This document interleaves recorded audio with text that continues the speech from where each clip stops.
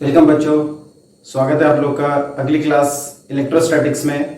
और हम लोग पढ़ रहे हैं कैपेसिटर एंड कैपेसिटेंस के बारे में। इससे पिछली क्लास में आपको इंट्रोडक्शन दिया गया था कैपेसिटेंस और कैपेसिटर के बारे में, तो उसी को हम आगे बढ़ाएंगे आज और देखेंगे क्या क्या बातें हैं। वहां पर हम फिलहाल इतना देख चुके हैं, अगर थोड़ा सा एक बेसिक रिविजन कर लें तो हमने पढ़ा था कि कैपेसिटर एक ऐसी डिवाइस है जिसका काम है चार्ज को स्टोर करना, इलेक्ट्रिकल चार्ज को स्टोर करके इलेक्ट्रिकल एनर्जी को स्टोर करना, और ये सप्लाई करता है आगे एनर्जी को हमारे डिवाइसेस को इनिशिएट करने के लिए, ड्राइव करने के लिए, ताकि उनको प्रॉपर एनर्जी की रिक्वायरमेंट पूरी हो सके। कंपैरिजन के लिए हमने इसको वाटर से रिलेट किया था। जैसी नीड हमारे डेली लाइफ में वाटर की है इलेक्ट्रिकल सर्किट्स के लिए, उसी तरह की नीड चार्ज के लिए है। तो वाटर को हम अपने जो जनरल प्रोसेसेस हैं उनको कंप्लीट करने के लिए जो स्टोर करते हैं अपने पास, जैसे हम ऊपर टैंक में करके रखते हैं वाटर टैंक में, उसी तरह से इलेक्ट्रिकल सर्किट्स के लिए भी हमें टैंक की जरूरत पड़ती है और हम इसे यूज करते हैं फिर आगे एनर्जी सप्लाई करने के लिए। तो उसके लिए हमारे पास जो डिवाइस है वो है कैपेसिटर। इसकी एबिलिटी चार्ज को स्टोर करने की, उसे हम बोलते हैं कैपेसिटेंस। और यहाँ पर कैपेसिटेंस के बारे में हमने एक रिलेशन भी पढ़ लिया था, उसी के थ्रू हम आज देखने जा रहे हैं प्रिंसिपल ऑफ कैपेसिटर के बारे में। कैपेसिटर जिसमें हमने ये भी देखा था कि हम बहुत ज्यादा अमाउंट ऑफ चार्ज नहीं डाल सकते हैं। जैसे एक स्फीयर का क्वेश्चन हमने किया था, 1 सेंटीमीटर रेडियस के स्फीयर में आप 1 कूलम चार्ज नहीं डाल पा रहे थे।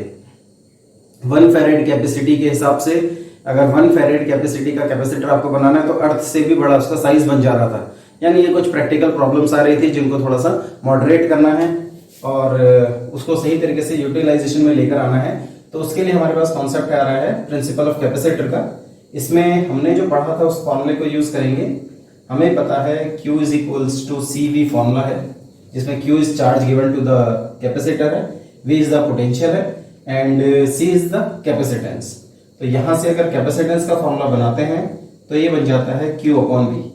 अब जब कैपेसिटर फुल चार्ज हो चुका है तो उसकी वैल्यू फिक्स हो जाएगी। तो for given charge Q, given charge Q मतलब Q को आपने कांस्टेंट मान लिया है, Q is taken as constant in this case and therefore C और V के बीच में जो रिलेशन है वो आ गया है इनवर्स। यहां से हमें ये पता चल रहा है कि हम किस तरह से कैपेसिटेंस को बढ़ा सकते हैं। तो रिलेशन हमें कहता है कि V अगर कम होगा तो कैपेसिटेंस बढ़ेगा। अगर हम V को डिक्रीज करा दें तो देन C इंक्रीज हो जाएगा। ये सिंपल सा कॉन्सेप्ट है।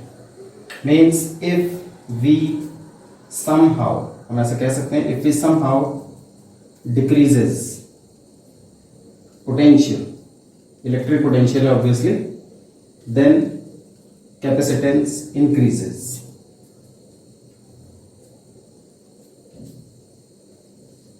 तो किसका कैपेसिटेंस? कैपेसिटर का कैपेसिटेंस। तो पोटेंशियल भी किसका? कैपेसिटर का। कैपेसिटर का पोटेंशियल जो चार्ज देने की वजह से बढ़ा था, जिसने फील्ड बढ़ाया था, अगर आप उसको किसी तरह से कम कर सके तो आप कैपेसिटेंस को बढ़ा सकेंगे। और उसके लिए हम एक फॉर्मेट देख लेते हैं, छोटा सा है। फॉर एग्जांपल प्लेट कैपेसिटर हम लेते हैं अगर, तो ये हमारे पास एक प्लेट कैपेसिटर है और प्लेट कैपेसिटर में ये हमारा कंडक्टर है। इसी को हमें चार्ज सप्लाई करना है। चार्ज हम जब सप्लाई करते हैं इस पर तो प्रॉब्लम ये आती है कि धीरे धीरे जैसे जैसे आप चार्ज बढ़ाते जाते हैं वैसे वैसे इसका सराउंडिंग का इलेक्ट्रिक फील्ड भी बढ़ता है। इलेक्ट्रिक फील्ड बढ़ेगा, पोटेंशियल बढ़ने से इलेक्ट्रिक फील्ड बढ़ा, इलेक्ट्रिक फील्ड बढ़ने से सराउंडिंग मीडियम के आयनाइज होने की टेंडेंसी आती है एट डाइलेक्ट्रिक स्ट्रेंथ और सराउंडिंग में चार्ज लीक होना शुरू हो जाता है। फॉर एग्जांपल ये जो 2 पॉजिटिव चार्ज हमने दिए हैं ये डाइलेक्ट्रिक स्ट्रेंथ तक पहुंच गया। अगर हम तीसरा चार्ज इस पर पुट करते हैं तो वो तीसरा चार्ज क्या प्रॉब्लम क्रिएट कर देगा? सराउंडिंग मीडियम को आयनाइज कर देगा और हमारा सारा का सारा चार्ज लीक होने लगेगा। तो इसका कारण है कि यहाँ पर जो चार्ज आया था उसकी वजह से कोई सर्टेन पोटेंशियल आ गया है। अब हमें उस पोटेंशियल को डिक्रीज कराना है। पोटेंशियल अगर इसकी बात करें तो this is a scalar quantity जिसमें 2 तरह के चार्जेस आते हैं, पॉजिटिव और नेगेटिव। पॉजिटिव अगर आप पॉजिटिव में ऐड करते हो तो ये इंक्रीज करवाएगा। इसी तरह से पॉजिटिव में नेगेटिव को अगर हम ऐड करें तो ये डिक्रीज करा देगा। तो अगर हम इस पॉजिटिव प्लेट को नेगेटिव चार्ज देते हैं तो इसका पोटेंशियल रिड्यूस होना शुरू हो जाएगा, लेकिन उसका मतलब ये होगा हम इसमें से पॉजिटिव हटाना पड़ेगा, यानी कि जो चार्ज दिया था उसी चार्ज को निकालना होगा। तो ऐसा नहीं करने वाले हैं हम क्या करेंगे इसके लिए, हम इसके सामने एक प्लेट और रख देंगे बिल्कुल पैरेलल पोजीशन में और उसका फायदा देखेंगे क्या होगा। ध्यान रहे ये जो प्लेट हम रखने जा रहे हैं इसको हम नाम दे देते हैं सेकंड कंडक्टर। ये हमारा फर्स्ट कंडक्टर है। दो प्लेट है, first plate second plate. First plate को हमने पॉजिटिव चार्ज दिया, उसके बाद हम उसका कैपेसिटेंस नहीं बढ़ा पाए। कैपेसिटेंस मींस इसमें हम चार्ज और ज्यादा नहीं डाल पाए बिकॉज ऑफ लिमिटेड कैपेसिटी और कैपेसिटेंस।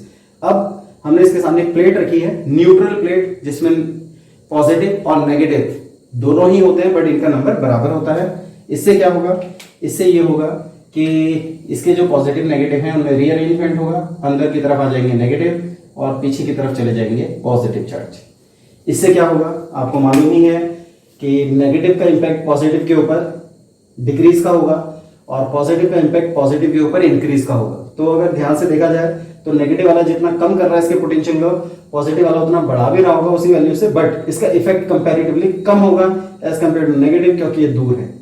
वैल्यू बहुत बड़ी नहीं है सिर्फ थिकनेस ऑफ द प्लेट के हिसाब से, बट अगर हम इसको थ्योरेटिकल लेवल पर कंसीडर करते हैं तो इस नेगेटिव का इफेक्ट है potential of first reduces, positive का इफेक्ट है potential of first increases, but negative वाला पास है तो ओवरऑल इफेक्ट इसी का आएगा। तो हम बोलेंगे ओवरऑल अरेंजमेंट से रीअरेंजमेंट ऑफ चार्जेस की वजह से फर्स्ट प्लेट का पोटेंशियल कम हो गया, और पोटेंशियल कम होना मींस कैपेसिटेंस का बढ़ जाना।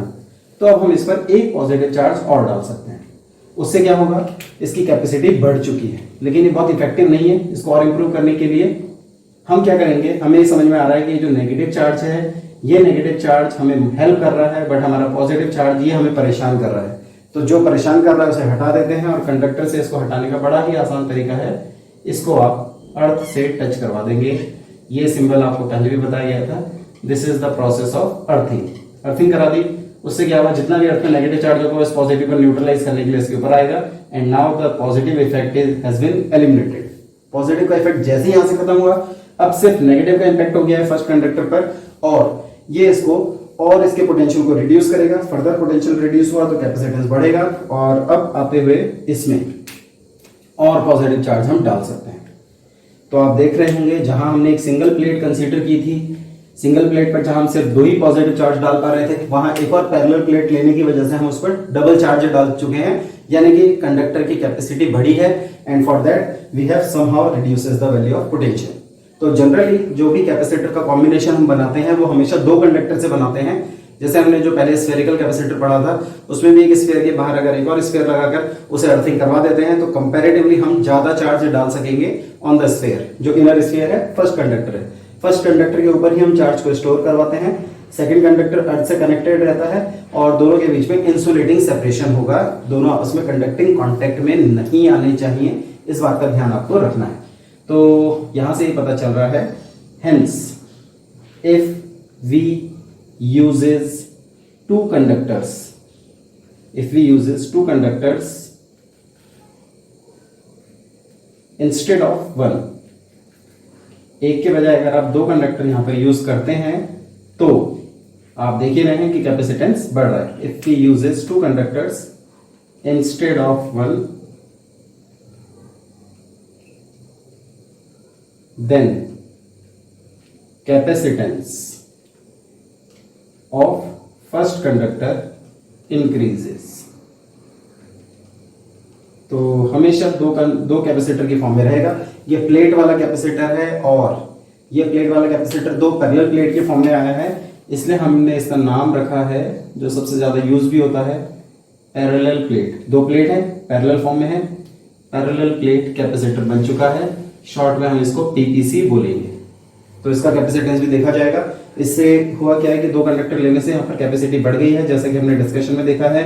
अगर आपको इसकी कैपेसिटी फर्दर इंक्रीज करानी है, अगर आप फर्दर कैपेसिटी को इंक्रीज कराना चाहते हैं तो एक छोटा सा काम और करना है कि इनके बीच में डाइलेक्ट्रिक फिलअप कर देना है। अगर हमें इनका डाइलेक्ट्रिक और फिलअप कर दें फर्दर,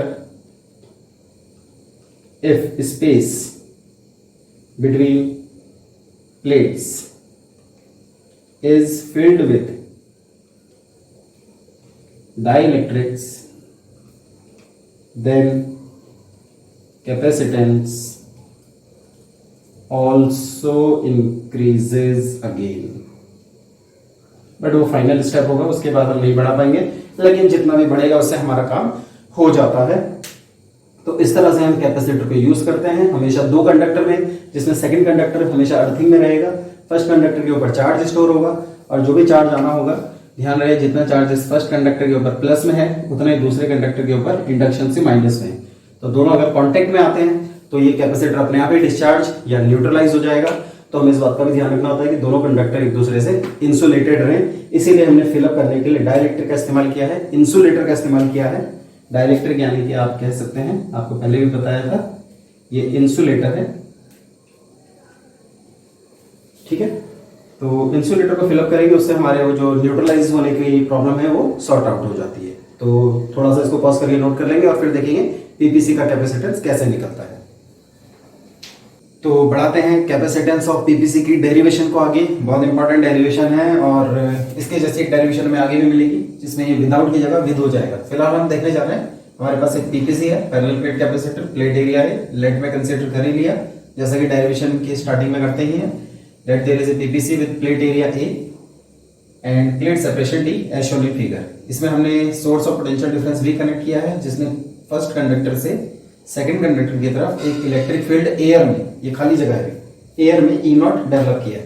सेकंड प्लेट अर्थिंग के साथ रहेगी और पहली प्लेट पर पॉजिटिव चार्ज हमारा डिपॉजिटेड रहेगा।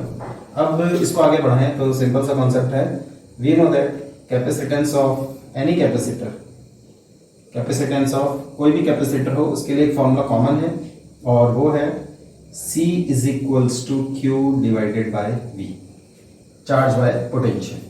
तो हमारा काम अब V की वैल्यू को निकालना है, फर्स्ट इक्वेशन में रखना है जैसा हमने स्फेरिकल में भी किया था और हमारा रिजल्ट हमारे सामने होगा।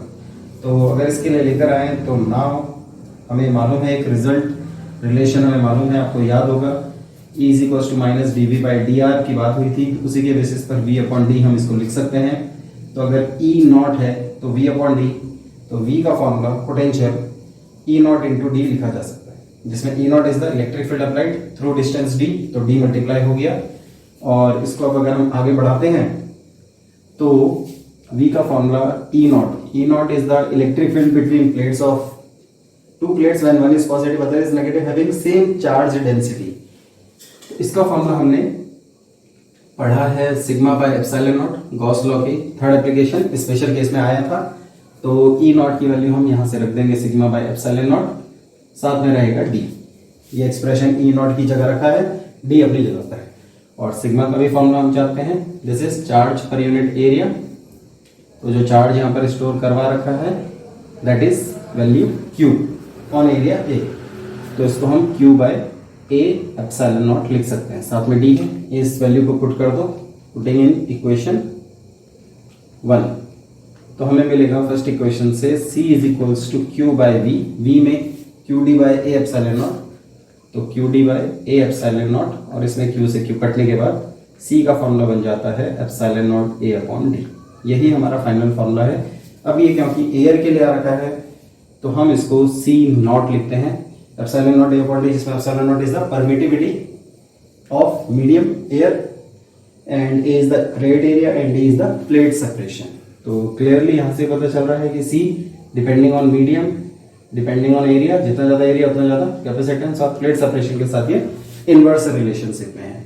यहाँ पर एक स्पेशल केस भी हम लेंगे और वो कहता है कि if whole space between plates of PPC is filled with dielectric, तो इन दैट केस हमें मान लेते हैं ये हमारा PPC है और इसके बीच में हमने डाइलेक्ट्रिक फिल कर दिया है जिसका डाइलेक्ट्रिक कांस्टेंट है सर्टेन वैल्यू, नाम दे देते हैं K। तो इस केस में जो C मीडियम आएगा, C मीडियम वो होगा एप्सिलॉन A अपॉन D। हम जानते हैं नॉट हट जाएगा, मीडियम आ जाएगा तो एप्सिलॉन लिखना है आपको, अगर K एप्सिलॉन नॉट के साथ लिखना है तो K आएगा साथ में। और यही फॉर्मूला हमारा इंपॉर्टेंट रिलेशन बनाता है, ठीक है। यहाँ से ये भी क्लियर हो रहा है कि C मीडियम K तो है ही, ब्रैकेट वाला एक्सप्रेशन C नॉट है तो ये K C नॉट, रिलेशन बनाएंगे C medium upon C not तो इक्वल टू K जो कि ग्रेटर देन 1 है, यानी कि C medium is greater than C not, यानी कि कैपेसिटेंस की वैल्यू बढ़ गई है, कैपेसिटेंस इंक्रीज हुआ है डाइलेक्ट्रिक फिल करने की वजह से। तो ये हमारी इंपॉर्टेंट डेरिवेशन थी, एक बार पॉज करके नोट कर लेंगे।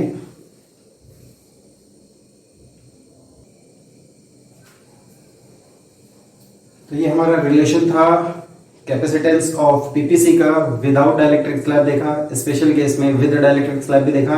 खैर उस रिजल्ट को हम दोबारा से जब एक प्रॉपर डेरिवेशन करेंगे वहां भी प्रूव करेंगे, वहां भी देखा जाएगा। तो फाइनली यहाँ तक आते आते पीपीसी अब हमने स्टार्ट कर दिया है। एक छोटा सा नोट आपको देंगे जिसमें सिंबल ऑफ पीपीसी की बात आएगी। बार बार इतना बड़ा डायग्राम जिसको बनाने में टाइम लगता है वो नहीं बनाएंगे। आगे से हम पीपीसी के लिए ये एक सिंबल रखेंगे जिसमें दो पैरेलल लाइन होंगी, दोनों का साइज सेम होगा, एक पॉजिटिव एक नेगेटिव रहता है। ये फिक्स्ड कैपेसिटेंस वाला पीपीसी है। एक और होता है, कभी कभी ऐसा भी डायग्राम आपको देखने को मिल सकता है जिसमें एक एरो बना हुआ होगा, तो ये वेरिएबल कैपेसिटेंस को बताने वाला पीपीसी होता है। खैर दोनों ही अपनी अपनी जगह पर हैं। हम लोग मेनली फिक्स्ड कैपेसिटेंस के केसेस को देखेंगे और आगे अपने रिलेशन को बढ़ाएंगे। उसके लिए मिलेंगे हम अगली क्लास में। अभी ये कैपेसिटेंस ऑफ पीपीसी आ गया है, प्रिंसिपल ऑफ कैपेसिटर भी हमने पढ़ लिया है। इसको थोड़ा सा अच्छे से रिवाइज करें, इस पर बेस्ड क्वेश्चंस आगे मिलते रहेंगे। आगे कुछ नई डेरिवेशंस, कॉम्बिनेशन ऑफ कैपेसिटेंस, ये सब कुछ टॉपिक्स हैं हमारे जो हमें आगे पढ़ने हैं, उसे हम देखेंगे अगली क्लास में। मिलेंगे आपसे फिर अगली क्लास में, तब तक के लिए टेक केयर, गुड बाय।